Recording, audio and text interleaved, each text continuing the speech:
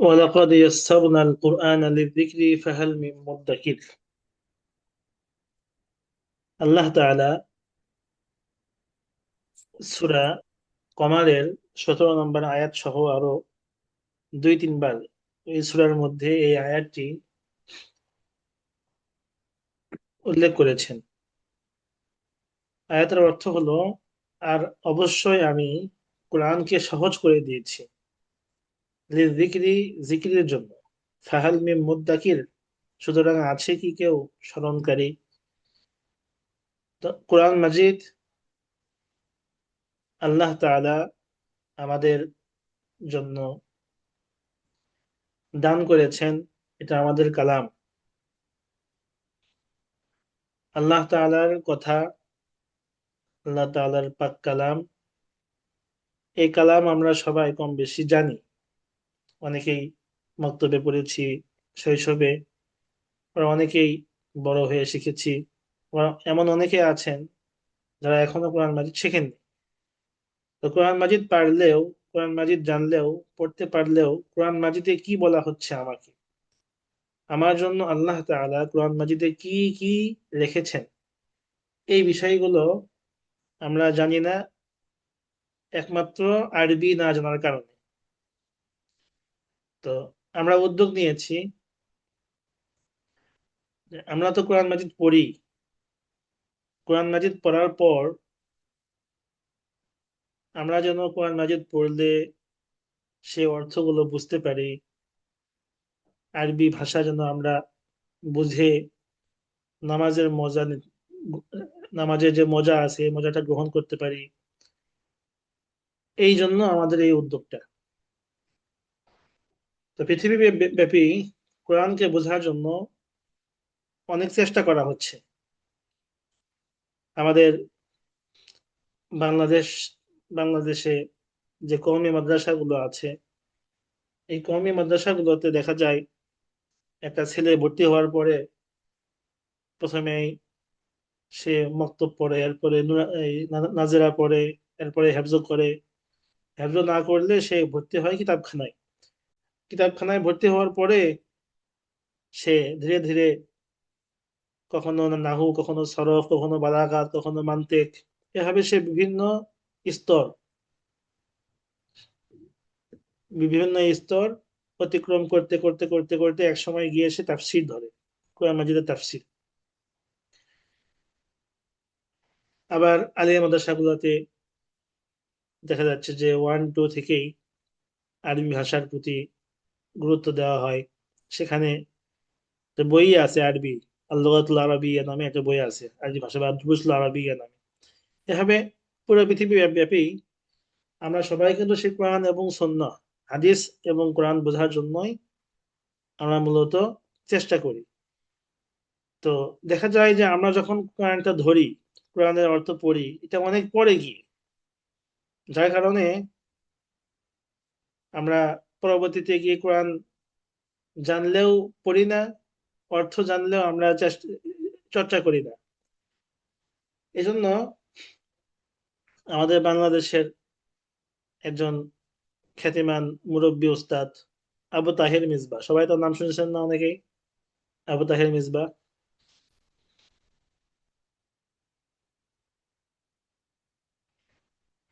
যাকে, জি, শুনেছি। হ্যাঁ, যাকে আদিব হুজুর বলা হয়। তো হযরতপুর কামরাঙ্গীর চরে তার একটি মাদ্রাসা আছে, মাদ্রাসার নাম হলো মাদ্রাসাতুল মাদিনা। তো তিনি ওই মাদ্রাসায় প্রতিষ্ঠা করেছেন। তার অনেক বই আছে।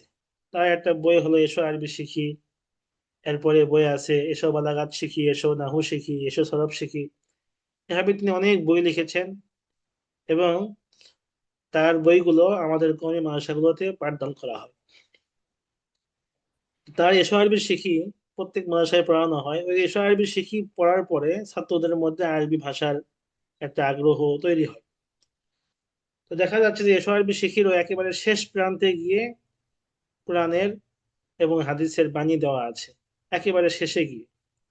তার মানে হলো কোরআন বোঝার জন্য আমাদেরকে অনেক ধাপ অতিক্রম করতে হয়। শুধু আমি কোরআন মাজিদের অর্থ জানার জন্য বাংলা তর্জমা ইত্যাদি পড়েই আমি যদি আলেম হতে চাই বা কোরআন মাজিদ বুঝতে চাই, তাহলে কিন্তু কখনোই হবে না। কোরআন মাজিদ বুঝতে হলে স্তর বাই স্তর আমাকে অতিক্রম করতে হবে, আমাকে একটা নির্দিষ্ট স্তর পার করতে হবে। ওই স্তর পার করার পরেই মূলত আমরা কোরআন মাজিদের অর্থ বুঝতে পারবো। তো আমাদের এখানে এই কোর্সে আপনি যে আজকে শুরু হচ্ছে, তো কি শিখবেন? আমাদের এই কোর্সের সাজানো হয়েছে মূলত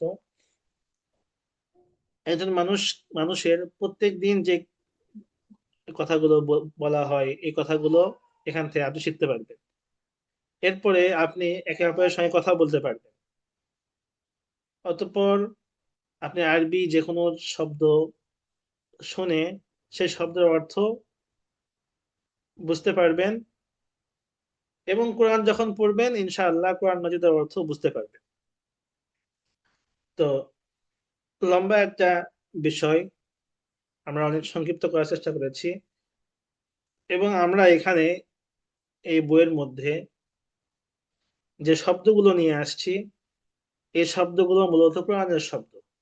যেহেতু কোরআনের শব্দ, এজন্য আমাকে ধীরস্থির ভাবে শিখতে হবে ইনশাআল্লাহ। আমি যখন মূল বিষয়ে পড়া শুরু করব, তখন আমি বুঝতে পারবো যে কোরআন আসলে কত মজার। আল্লাহ তাআলা আমাকে যে কোরআন দিয়েছেন, এই কোরআন তেলাওয়াত করলে তো সওয়াব আছেই, তেলাওয়াতের সঙ্গে কোরআন মাজিদের আয়াতগুলো নিয়ে ফিকির করা, চিন্তা করা, কোরআন মাজিদের আয়াতগুলো নিয়ে একটু সময় ব্যয় করা, এতে করে আপনার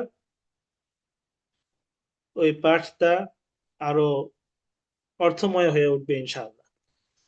তো আমরা শুরু করছি আল্লাহর নামে, বিসমিল্লাহির রহমানির রহিম। আমরা আপাতত আমাদের এই কোর্সের নাম দিয়েছি অর্থ বুঝে কোরআন পড়ি।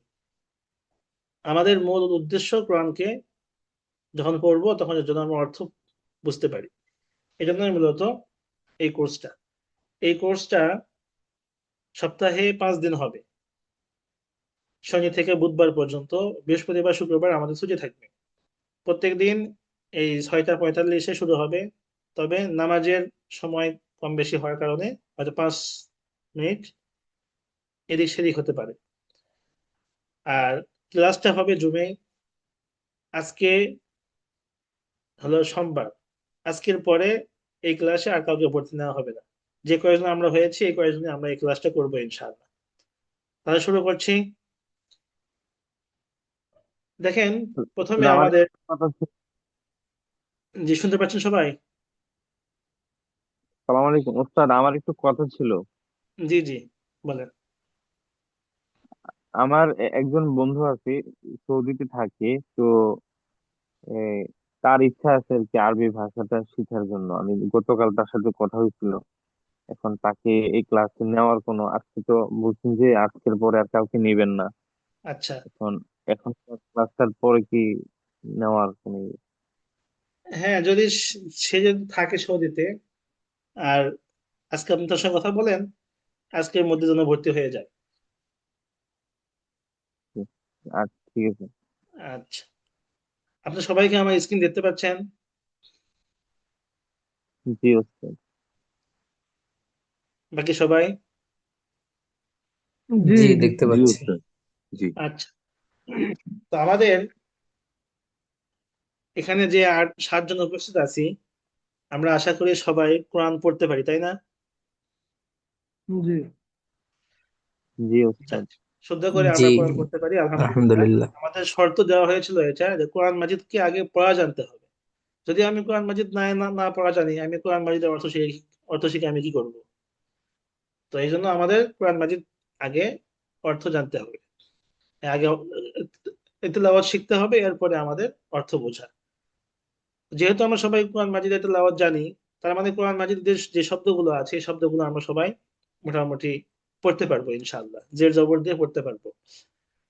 তো আমাদের প্রথম পাঠের আলোচ্য বিষয় কি, সংক্ষেপে বলছি।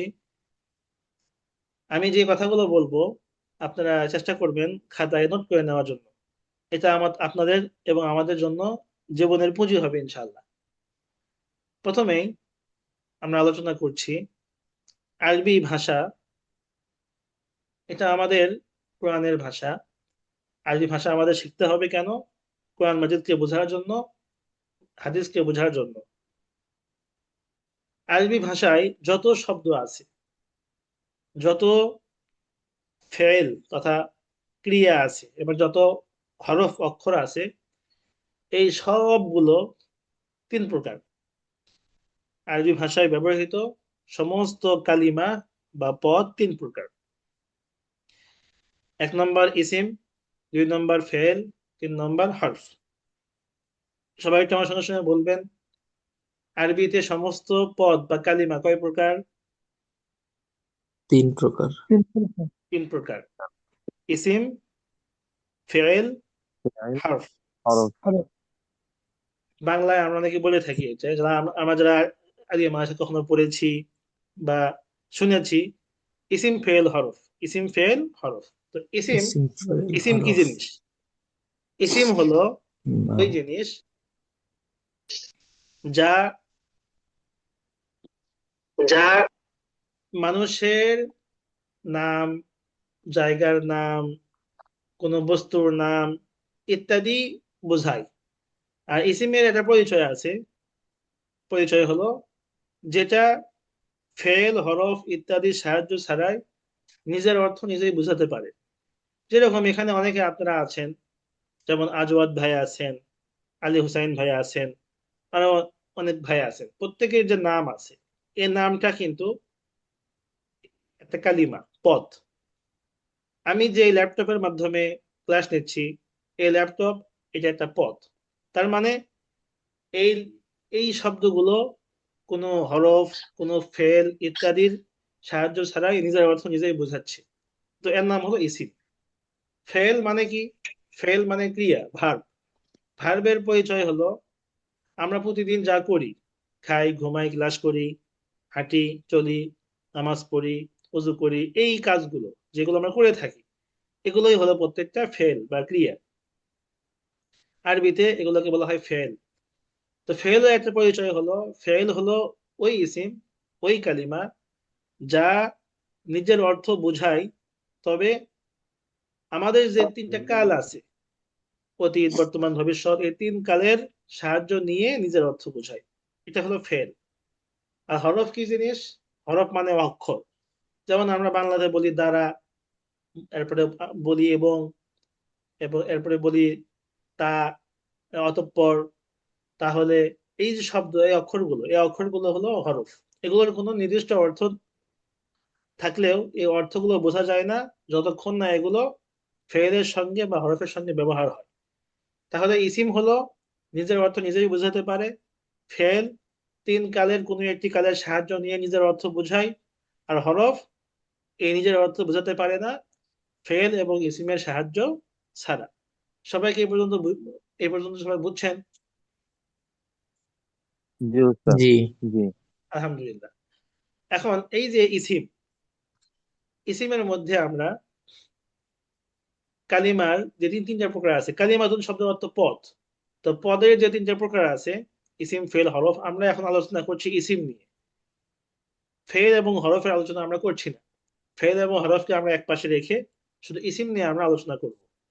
ইসিম, এই ইসিম সম্পর্কে জানতে হলে আমাকে দুইটা বিষয় জানতে হবে। একটা হলো মুজাক্কার আর একটা হলো মুয়ান্নাস। আমাদের বাংলাতে মুজাক্কার এবং মুয়ান্নাস আছে। যেমন কোন স্ত্রী বা নারী, তার নাম এবং এই জাতীয় শব্দকে বলা হয় মুয়ান্নাস, স্ত্রীলিঙ্গ, লিঙ্গ যেটাকে বলা হয় আর কি। বাংলাতে জেন্ডার বা লিঙ্গ আছে, আরবিতে আরবিতে ওটাকে বলা হয় মুজাক্কার বা মুয়ান্নাস। মুজাক্কার হলো পুংলিঙ্গ আর মুয়ান্নাস হলো স্ত্রীলিঙ্গ। তো আরবিতে সমস্ত শব্দ এই দুই দুই ভাগে বিভক্ত হবে। হয়তো সেটা মুজাক্কার হবে অথবা সেটা মুয়ান্নাস হবে। মুজাক্কার মানে পুংলিঙ্গ আর মুয়ান্নাস মানে স্ত্রীলিঙ্গ।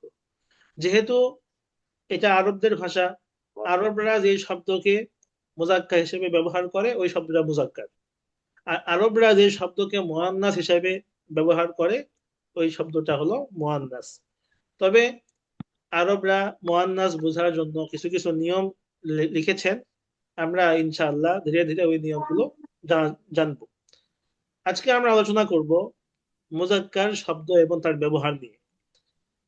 মুজাক্কার শব্দ মানে পুংলিঙ্গ শব্দ, যেগুলো সাধারণত আরবরা পুরুষ বাচক শব্দ হিসেবে ব্যবহার করে থাকে।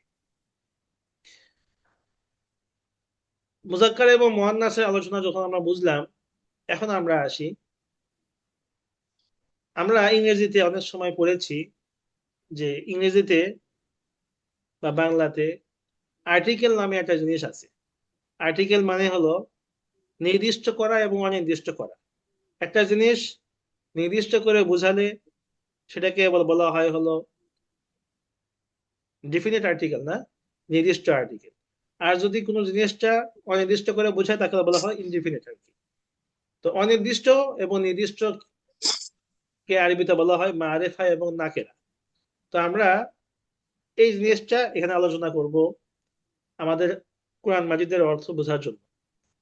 দেখেন, আমরা যখন কায়দা পড়েছি তখন আমরা ওখানে দেখেছি যে তানবিন নামে একটা জিনিস আছে, যে হামজা দুই জবর আন, হামজা দুই জের ইন, হামজা দুই পেশ উন, আন ইন উন, তাই না?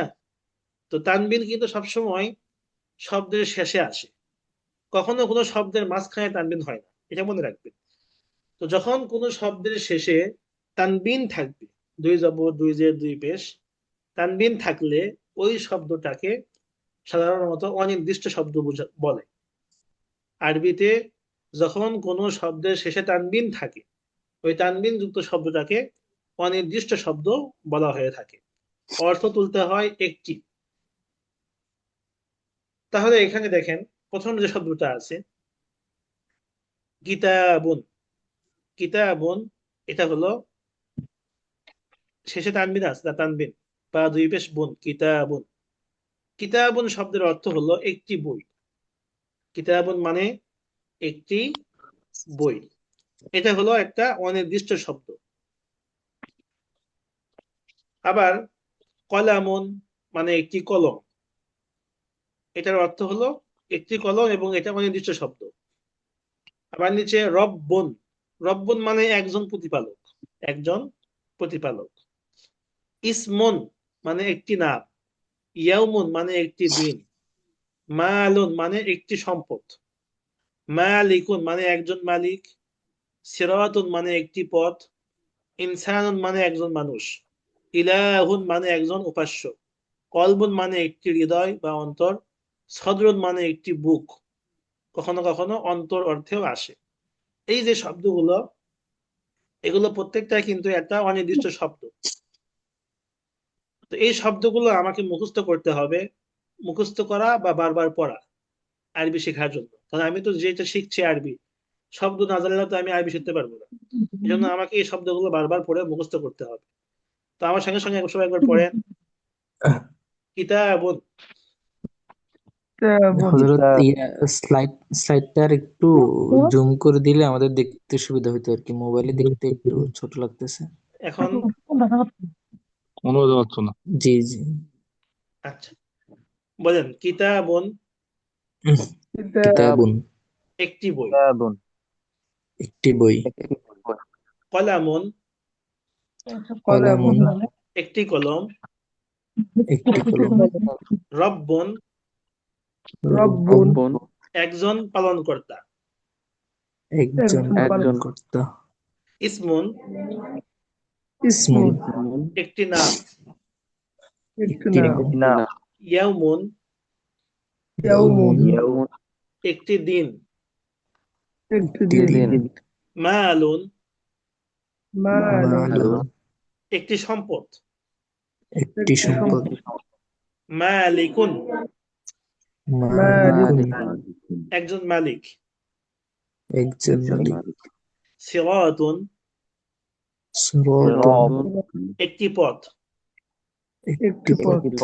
ইনসানুন ইনসান একটি মানুষ একটি মানুষ, অথবা একজন মানুষ, ইলাহুন ইলাহ একজন উপাস্য, একজন উপাস্য, কলবুন, قلب অন্তর, একটি অন্তর। أنظر সদরুন, صدر صدر একটি বুক বা অন্তর।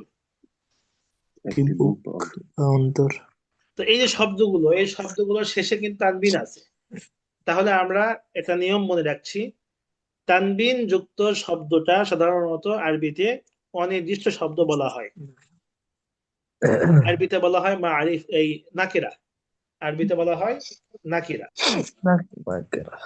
এখন কথা হলো, আপনাদের প্রশ্ন আসতে পারে যে হুজুর, এই জায়গায় এই ব্র্যাকেটের মধ্যে জিম দিয়ে পরে আবার দিয়েছেন কুতুবুন, এটার অর্থ কি?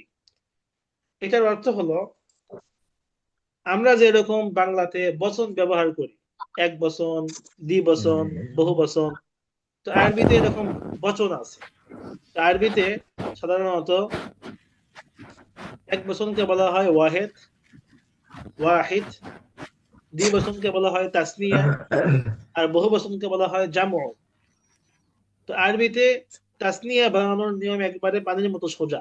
এই জন্য সাধারণত অভিধানগুলোতে তাসনিয়ার কোনো আলোচনা করা হয় না, একমাত্র বহু বচন ওইটা লিখে দেওয়া হয়। তো ব্র্যাকেটের মধ্যে যে জিমটা আছে, এই জিমটা হলো সেই বহু বচনের নির্দেশক জিম। জিম মানে হলো জমা, জামউন, জমা, কিতাবুন এর বহু বচন হলো কুতুবুন। তো আমরা এই বহু বচনগুলো এখানে লিখছি কারণ আমাদের কোরআন মাজিদে এই বহু বচনগুলোর ব্যবহার আছে। তো যখন আমরা প্রথম থেকে এই বহু বচনগুলোর অর্থ এবং ব্যবহার শিখে যাব, তাহলে ইনশাল্লাহ আমাদের অনেকটা পথ এগিয়ে থাকবে। তো এই বহু বচনগুলো আপনারা একা একা পড়ার চেষ্টা করবেন। আমরা পরবর্তীতে এই বহু বচনগুলো নিয়ে আলোচনা করব। আজকে শুধু আমরা এক বচন পড়ালাম। এই পর্যন্ত আমরা শিখলাম শব্দকে অনির্দিষ্ট করে বলার একটা পদ্ধতি। শব্দের শেষে তানবিন থাকলে ওটাকে অনির্দিষ্ট করে অনির্দিষ্ট শব্দ হিসেবে ধরা হয় এবং অর্থ তুলতে হয় একটি। কখনো কখনো একটি অর্থ বলা হয় না, কিন্তু ওটা অনির্দিষ্ট ধরে নিতে হয়। যেমন মালুন, ইয়াউমুন, ইসমুন, রব্বুন, এগুলো সামনে আমরা একটি দিইনি, কারণ একটি দিনকে সাধারণত ইয়াউমুন বলা হয়। এই জন্য একটি অর্থ থাকুক বা না থাকুক, শব্দের শেষে তানবিন থাকলে ওটাকে অনির্দিষ্ট করে বলতে হবে। এখন আমরা এই শব্দগুলোকে দুই ভাবে পড়ব। যখন শব্দের শুরুতে আলিফ লাম আসে, তখন শব্দটা নির্দিষ্ট হয়ে যায়। সবাই আমার সঙ্গে সঙ্গে বলেন, শব্দের শুরুতে আলিফ লাম এলে শব্দের শুরুতে আলিফ লাম থাকলে শব্দটি নির্দিষ্ট হয়ে যায়। শব্দটি নির্দিষ্ট হয়ে যায়। তার মানে আমরা যখন ইংরেজি পড়ি বা বাংলা পড়ি, তখন আমরা বলি লোকটা, ছেলেটি, মসজিদটা, কিতাবখানা, মুখখানা, চেহারা খানা, তাই না? এই যে খানা, টি, টা ইত্যাদি, এগুলো হলো নির্দিষ্ট শব্দ। তো আরবিতে নির্দিষ্ট করার একটা পদ্ধতি আছে। পদ্ধতি হলো শব্দের শুরুতে আলিফ লাম যুক্ত করা। যেমন কিতাবুন মানে একটি বই, ইনসানুন মানে একজন মানুষ। কিন্তু এই কিতাবুনকে যখন আমরা নির্দিষ্ট করে বলবো আল কিতাবু বইটি, ইনসানুন থেকে আল ইনসানু মানে হলো মানুষটি বা লোকটি। কথা হলো, যখন আমরা এই অনির্দিষ্ট করে বলছি, তখন গিয়ে তানবিন হচ্ছে, কিন্তু যখন আমরা আলিফ লাম যুক্ত করছি তখন তানবিন হচ্ছে না। এর কারণ কি? এটা একটা বিষয় যে আপনি যখন কোনো শব্দের শুরুতে আলিফ লাম নিয়ে আসবেন, তখন অটোমেটিক ওই শব্দের শেষে তানবিন দিতে পারবেন না, কারণ তানবিন হলো অনির্দিষ্ট করার জন্য, আর আলিফ লাম হলো নির্দিষ্ট করার জন্য। যখন তানবিন হয়ে গিয়েছে, তখন অনির্দিষ্ট করার ওই চিহ্ন আর থাকবে না। তাহলে আমরা একটা বিষয় মাথায় রাখি, শব্দের শুরুতে আলিফ লাম হলে শব্দটি নির্দিষ্ট হয়ে যায় এবং শব্দের শেষে আর তানবিন থাকে না। ঠিক আছে? তাহলে বলেন আমার সঙ্গে সঙ্গে, কিতাবুন একটি বই, একটি বই, আল কিতাবু আল কিতাবু বইটি, বইটি, ইনসানুন إنسان ইনসানুন একজন মানুষ, মানুষ একজন একজন মানুষ। মানুষ। আল ইনসানু আল আল ইনসান ইনসানু মানুষটি। মানুষটি মানুষটি। এবার যে কোনো একজন এই প্রত্যেকটা শব্দের শুরুতে আলিফ লাম দিয়ে একটু পড়ে শোনান আমাদেরকে।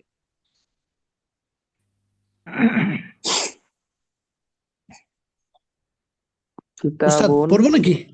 আচ্ছা, একজন পড়ার সুযোগ আল বলছে, জি পড়েন। কিতাব, কলামুন আল কলাম, রব্বুন আল রব্বু, আল ইসমুন বাব ইসমু,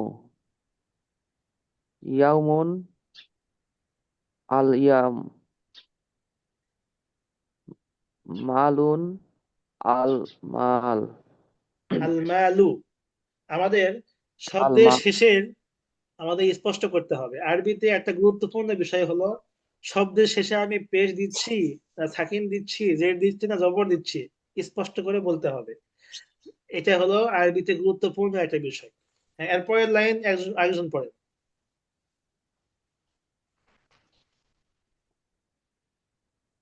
مالك المالك صراط الصراط إنسان الإنسان إله الإله قلب القلب صدر الصدر আচ্ছা, মাশাআল্লাহ।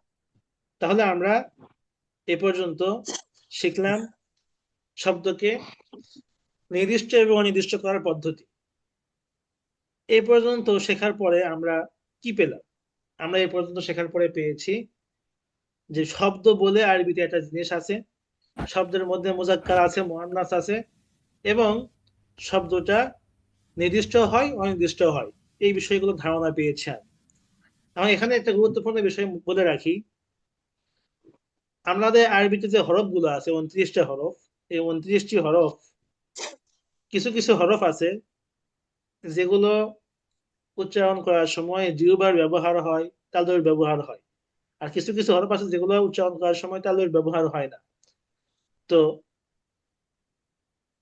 এই হরফগুলোর শুরুতে আলিফ লাম নিয়ে এলে কখনো কখনো লামটা স্পষ্ট উচ্চারিত হবে, কখনো কখনো লামটা স্পষ্ট উচ্চারিত হবে না, বরং ওই হরফটা উচ্চারিত হবে।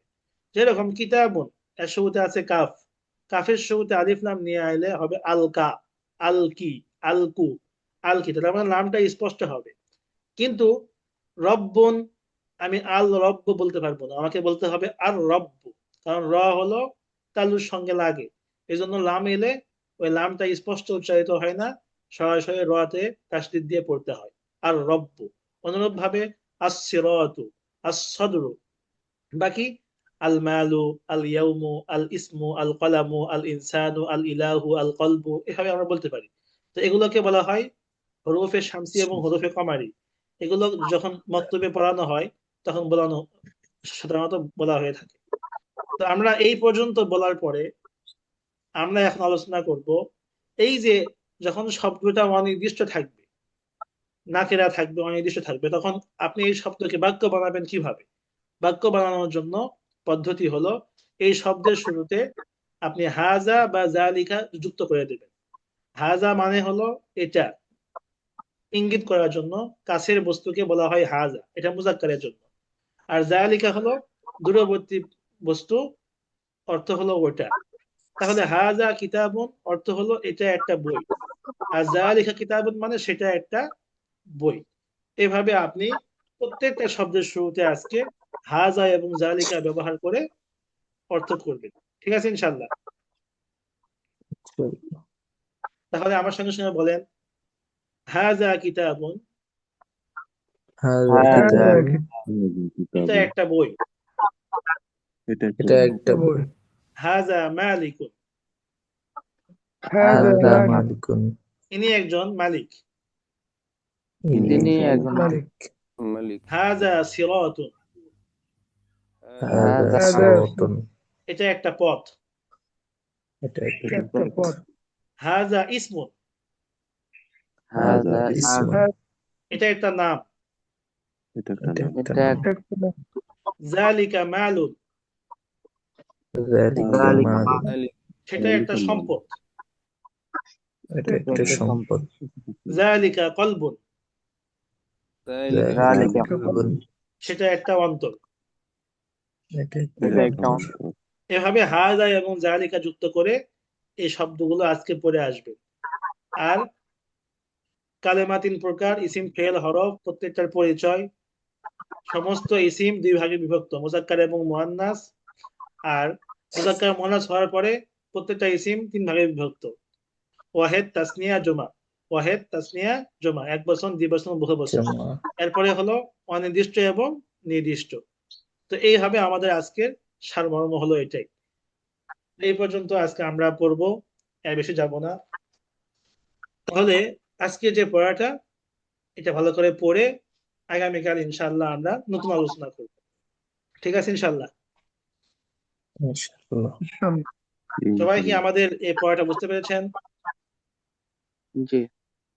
জি হুজুর, আমাকে একটু যদি ফেল আর হরফটা একটু যদি আবার বলতেন। জি। ফেল, ফেল মানে হলো জি ক্রিয়া, ভার্ব।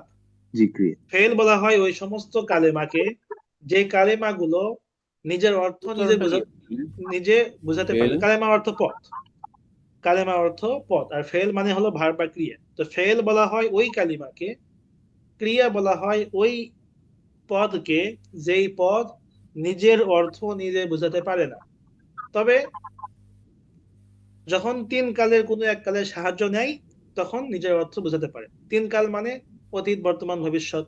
এই 3 কালের কোনো একটা কালের সাহায্য নিয়েই নিজের অর্থ সে প্রকাশ করবে। এটা হলো ফেল বা ক্রিয়া। আর হরফ বলা হয় ওই সমস্ত কালিমা যেগুলো কখনোই নিজের অর্থ নিজে বোঝাতে পারে না, ইসিম এবং ফেলের সাহায্য ছাড়া। আচ্ছা, আর কারো কোনো প্রশ্ন?